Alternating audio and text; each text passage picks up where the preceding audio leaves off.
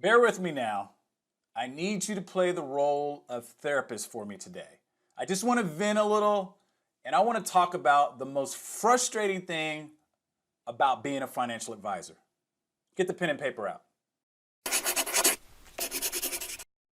I'm reading this article the other day on the Bloomberg website, and it talks about the integrity that's coming back to sports betting, specifically around the NBA players' height. You know, for the longest, guys would be listing themselves like 2 or 3 inches taller or shorter than they really are for whatever reasons.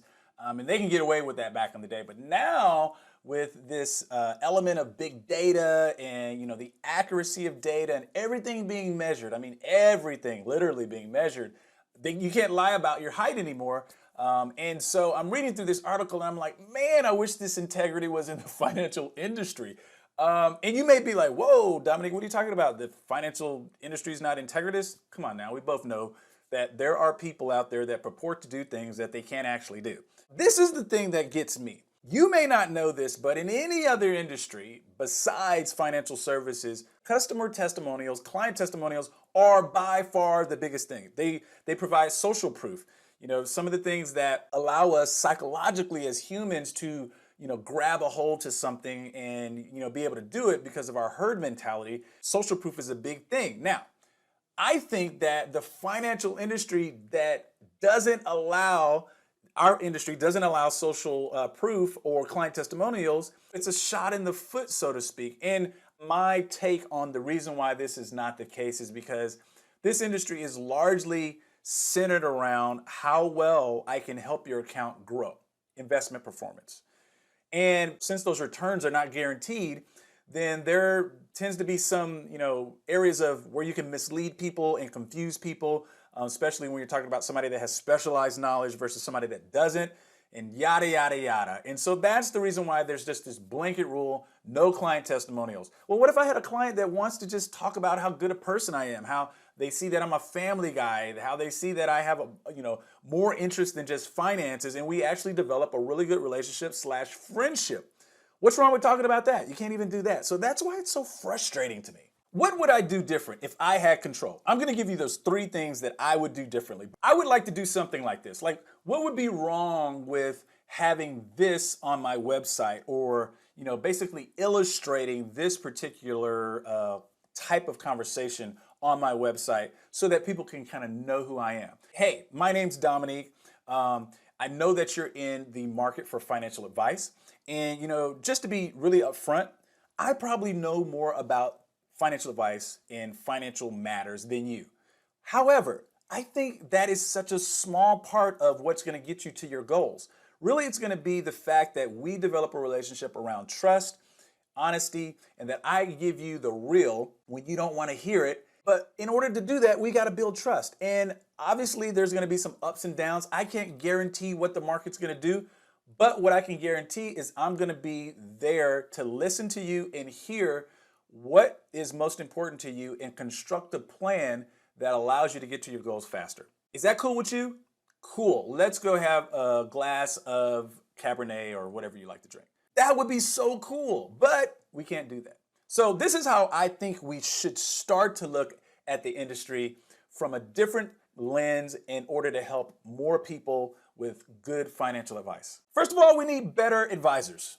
This goes without saying, but we can't have crappy advisors in the industry. There's probably, I think the estimates are anywhere from 300,000 to 400,000, depending on the type of titles. If you want to throw life insurance agents in there, then those are financial advisors too. But the point is, we've got to get the people out that do harm to this industry. Those are people without the right experience. Those are the people without the right ethics. Those are the people that basically are looking out for their interests first before that of their clients.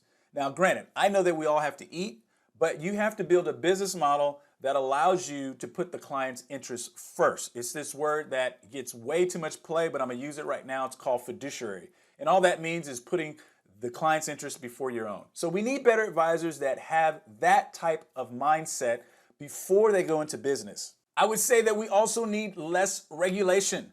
Regulation typically in any industry, including ours and almost especially ours, is almost always written to serve the lowest common denominator. You know, it's like, you know, one bad apple spoils the whole bunch. And then that's what the legislation is around. Now, I always like to say you cannot legislate morality. If you've got a person that is just not wired the right way when it comes to being able to put other people's interests first, then they don't need to be a financial advisor.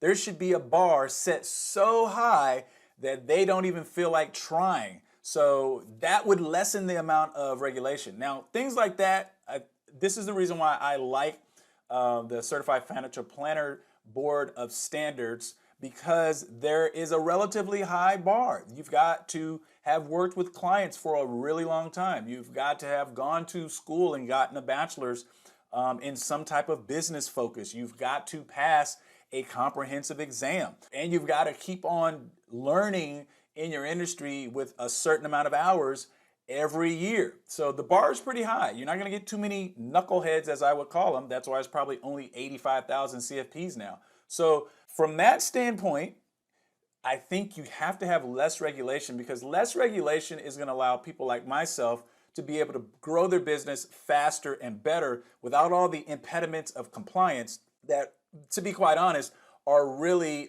business negative. And in order to build a business faster that serves a greater amount of people, I've got to be able to make profits. And if I'm constrained by regulation, that prevents good advisors like me being able to help people like you.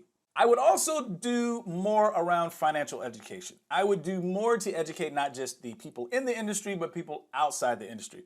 Look, there is very much a shortage of really good financial advisors. And, you know, there are people of all colors and cultures that need to come into this industry, but there are boundaries to entry. Some of them that I named earlier from regulation, some of them from just other things that are going on. But the point is, if financial education can start earlier, things will be so much better for you, the consumer, whether you choose to work with a financial advisor or not, and also for the financial advisor that chooses to go into this industry. Largely, the things that I've learned in order to be a practitioner and serve clients have come through, you know, reams of experience. Now, I'm not going to say you're going to replace experience with education, but if we started K through 12 teaching people about financial literacy, financial education, this is going to go a long way in our company or in our country. People are going to be more educated about the choices that they make and be more cognizant of the behaviors that cause them to make those choices when it comes to their finances and their economics. And for us to only have 17 out of 50 states that require some type of financial literacy before you graduate is really a shame. So we've got to do better on the financial education. Better advisors, less regulation, and more financial education. That's what's going to make this industry a whole lot better. And I won't be as frustrated going forward as I am right now with being a financial advisor. I'm curious to know what you think about this particular topic. Let's continue the discussion. Leave me some notes, some comments down below. Email me info@djh-capital. You can also download 20 myths about financial advice. Maybe you agree with the myths, maybe you don't. It's just a fun little exercise to kind of look at that I've created a little while. You can leave your email and your name, and you can download a free copy at the link that will be in the show notes, and we'll talk to you next week. Bye-bye.